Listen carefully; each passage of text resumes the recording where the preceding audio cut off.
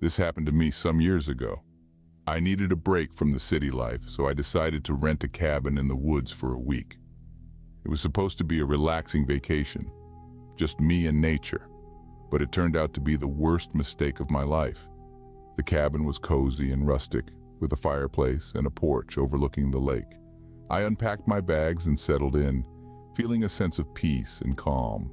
I spent the first day hiking, fishing, and reading by the fire. It was exactly what I needed. The second day I noticed something odd. There was a trail of footprints in the snow outside my cabin.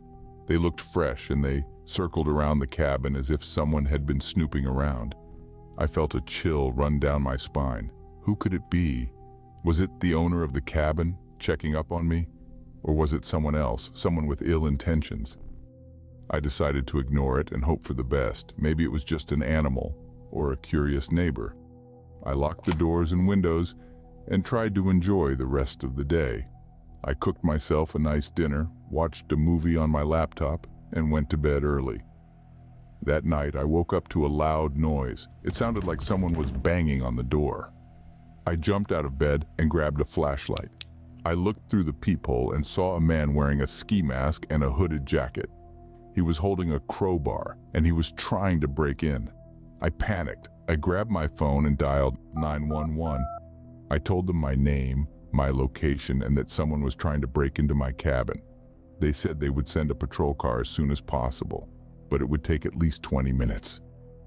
I hung up and ran to the bathroom. I locked the door and hid in the bathtub. I hoped the intruder would give up and leave, or that the cops would arrive in time. I heard the door splinter and crash. I heard footsteps and heavy breathing.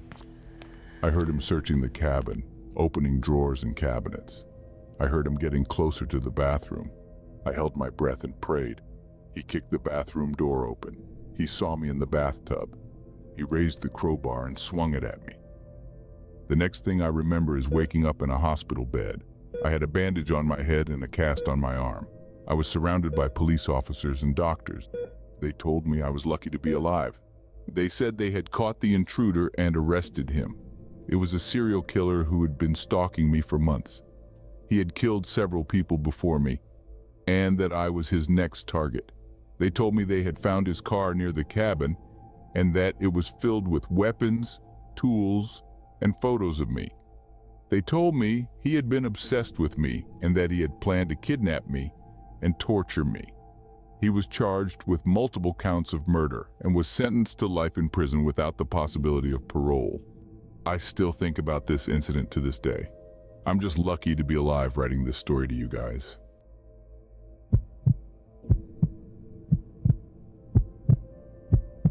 I had always loved my cabin in the woods. It was a place where I could escape from the stress and noise of the city and enjoy the beauty of nature. I had inherited it from my grandfather, who had built it himself. It was simple and cozy, with a fireplace, a kitchen, a bedroom, and a bathroom. It also had a crawl space under the floor where my grandfather used to store his tools and supplies. I rarely went there as it was dark and dusty. I decided to spend a week at the cabin in the summer alone. I wanted to have some time for myself, to relax and recharge. I packed my bags and drove to the cabin, feeling excited and happy. I arrived in the afternoon and unpacked my things. I made myself a cup of tea and sat on the porch, admiring the view of the lake and the forest. It was so peaceful and quiet. I felt a wave of calm wash over me. The next day I went for a hike in the woods. I loved walking among the trees, listening to the birds and the wind. I followed a trail that led me to a waterfall, where I stopped to take some pictures. I spent a few hours exploring the area and then headed back to the cabin. It was getting dark and I was hungry and tired. When I got back to the cabin, I noticed something strange. The door was slightly ajar and the lock was broken. I felt a surge of fear and anger. Who had broken into my cabin? I grabbed a stick from the ground and cautiously entered the cabin. I looked around and saw that everything was in disarray. The drawers and cabinets were open and the contents were scattered on the floor. The couch cushions were ripped and the fireplace was cold. Someone had been here and they had searched the cabin for something. I checked the bedroom and the bathroom and saw that they were also ransacked. My clothes, my toiletries, my books, everything was thrown around. I felt violated and furious. I wondered if they had taken anything, or if they were still here. I searched the cabin for any signs of the intruder, but I found none. I tried to think rationally. Maybe it was just a burglar, looking for money or valuables. Maybe they had left when they realized there was nothing worth stealing. Maybe they were gone for good. I decided to call the police and report the break-in. I reached for my phone and realized it was missing. I had left it on the kitchen counter, but now it was gone. The intruder had taken it. I felt a pang of panic. I had no way of contacting anyone or getting help. I was alone in the middle of nowhere, with a stranger who had invaded my privacy and stolen my phone. I tried to calm myself down and think of a solution.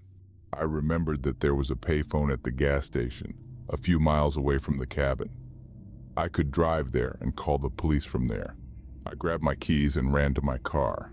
I hoped it was still working and that the intruder had not tampered with it. I got in and started the engine. It worked. I felt a surge of relief. I drove away from the cabin as fast as I could. I reached the gas station and parked my car. I got out and looked for the payphone. I found it and dialed 911. I told them my name, my location, and what had happened. They said they would send a patrol car as soon as possible, but it would take at least 30 minutes. I hung up and waited. I hoped they would arrive soon and catch the intruder. I waited forever. It felt like ages, and then I spotted the police car's lights flashing. Relief and gratitude washed over me. I dashed toward the car and gave a nod to the officers. They threw some questions my way, then motioned for me to tag along to the cabin. Mentioned they'd check out the scene, hunt for clues, and promised to track down the intruder and slap the cuffs on. Assured me they'd do all they could to assist. I followed them to the cabin, feeling nervous and anxious. I wondered what we would find there, and if the intruder was still there. I wondered if he had done any more damage or left any more traces. We arrived at the cabin and parked our cars. We got out and approached the cabin. The door was still open, and the lock was still broken. The officers told me to stay behind them and be careful. They drew their guns and entered the cabin. I followed them, holding my breath. We stepped into the cabin, and it was a total mess. The officers combed through the place, scanning for any hint of the intruder, checked the bedroom, the bathroom, the kitchen, and the living room. Nothing. Their expressions turned into a mix of confusion and annoyance, shared that they couldn't spot any fingerprints, DNA, nada to ID the intruder. There was this one spot they missed, the crawl space. So they yanked up the floorboard, beamed their flashlights into the gloomy, dusty space. Lo and behold, a man was lurking in the crawl space, all grimy and messed up, eyes wild, clutching a knife and a phone. And guess what? The phone he had? Yep, it was mine. They shouted at him, "Drop the knife and get up." He did not comply. He lunged at them with a scream. They fired their guns and hit him. The intruder fell to the ground, bleeding and groaning. The police dragged him out of the crawl space and handcuffed him. The intruder was taken to the hospital, where he was treated for his gunshot wounds. He survived, but he was in critical condition. He was later transferred to the prison, where he was charged with multiple counts of murder, burglary, stalking, and attempted murder. He was facing life in prison, or worse. He was doomed, and he deserved it.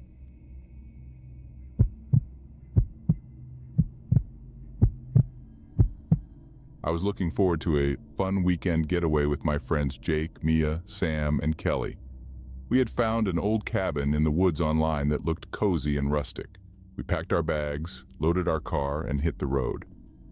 The cabin was about 2 hours away from the city, in a secluded area surrounded by trees. We arrived just before sunset, and we were amazed by how beautiful the place was. The cabin was made of wood with a stone chimney and a porch. It had 2 bedrooms, a living room, a kitchen, and a bathroom.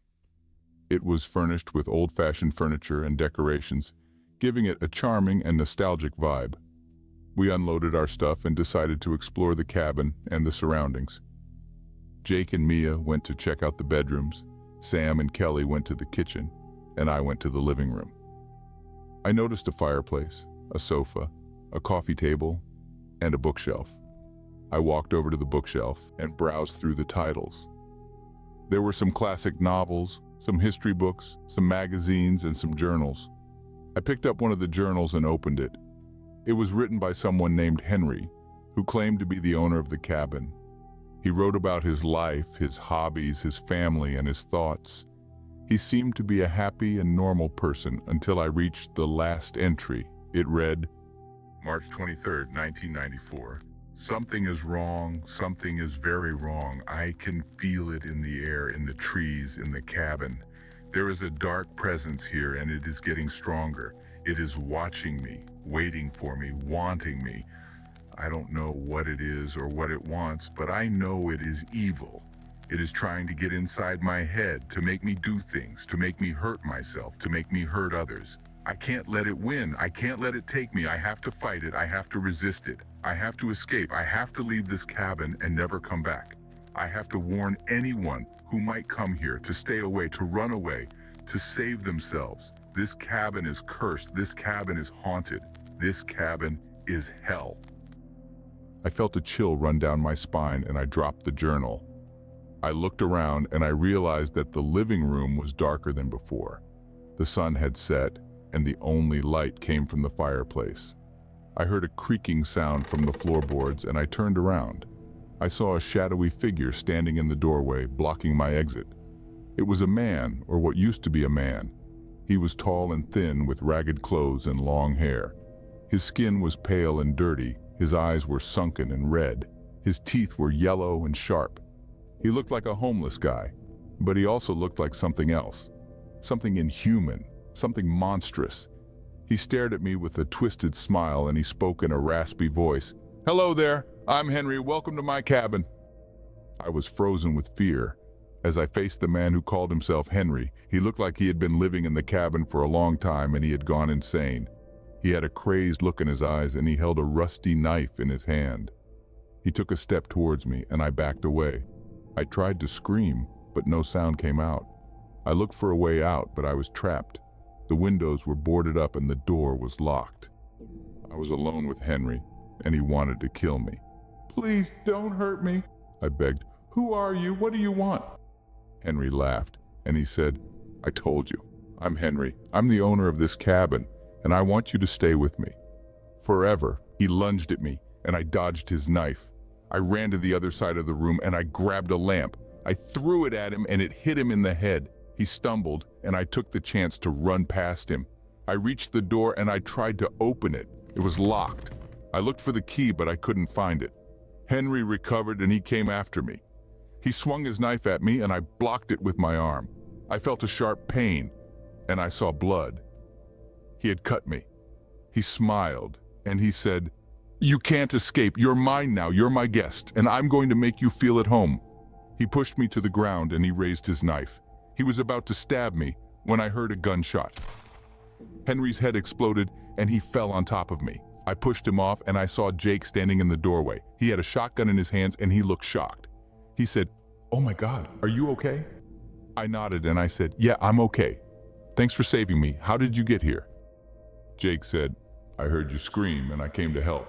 I found the key under the mat. I didn't know there was someone else here." "Who was he?" I said, "He said he was Henry. He said he was the owner of the cabin. He said he wanted me to stay with him. He was crazy." Jake said, "He was more than crazy. He was evil. Look at this." He showed me the journal that I had dropped. He said, "I read this. It's his journal. He wrote about how he came to this cabin and how he found something in the woods, something dark and ancient, something that possessed him and made him do horrible things. He killed his family, his friends, and anyone who came to the cabin. He said he was trying to escape, but he couldn't. He said he was trapped here with the thing. That's terrifying. We have to get out of here. We have to warn the others." Jake said, "You're right. Let's go." We got up and we ran to the car. We found Mia, Sam, and Kelly waiting for us. They had heard the gunshot, and they were worried. We told them what happened, and they were shocked. We decided to leave the cabin and never come back. We got in the car and we drove away. As we left, I looked back at the cabin. I saw a flicker of light in the window and I felt a cold shiver. I wondered if Henry was really dead, or if he was still alive. I wondered if the thing that possessed him was still there, or if it had followed us.